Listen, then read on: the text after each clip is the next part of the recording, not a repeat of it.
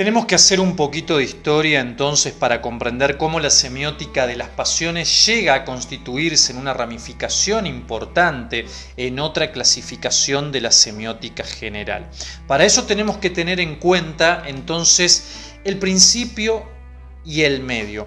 Cuando hablamos del medio quiero decir entonces que va a haber un momento, que es la década de los 60 y de los 70, cuando la semiótica, que ya venía desde sus orígenes arrastrándose con Saussure y con Peirce, los dos precursores entonces de este concepto, repito, en la década del 60 y del 70 aparece un gran teórico, Algirdas Julius Greimas, que es el que va a darle fuerza al estudio de la semiótica dentro de todos los ámbitos académicos, incluso volviéndola popular.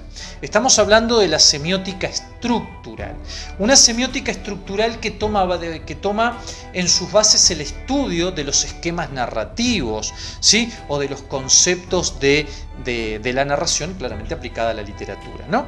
Bien, entonces Algirdas Julius Greimas va a asentar definitivamente, va a poner la piedra fundante de lo que serían los estudios posteriores y las clasificaciones posteriores de las semióticas de los años 80, 90 y 2000 hasta hoy.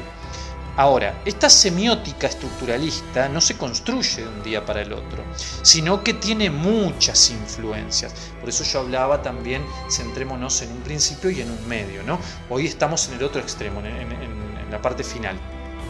Entonces el medio es la semiótica estructural y tenemos entonces que ver de qué fuente, analizar de qué fuente bebe la semiótica estructural y cuál es su influencia. Bueno, entonces tenemos que hablar del estructuralismo francés de Saussure, como dije hoy en día, de la semiótica filosófica de carácter anglosajón, propia de Charles Sanders Peirce.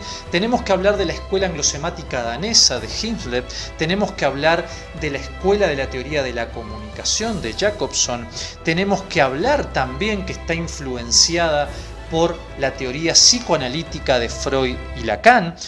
Y no podemos dejar tampoco afuera a la antropología de Lévi-Strauss, y yo agregaría a Malinowski también, ¿sí? La antropología de Lévi-Strauss y Malinowski.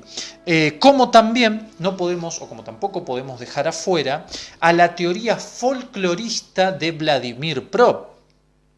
Vladimir Prop, entonces, digamos, yo creo que es el punto más cercano a Greimas. ¿Por qué? Porque estamos hablando que Greimas toma para su semiótica estructural los conceptos aplicados a la narrativa literaria y folclórica, a los cuentos tradicionales, a los cuentos de hadas, ¿no? Como los conceptos de esquema actancial o las funciones de los personajes.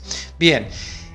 Entonces, la semiótica estructural de los 60 y de los 70 va a ser la piedra fundante que va a promover entonces un estudio serio e incluso de trascendencia popular de esta disciplina, entre comillas, pero que no se construye sola.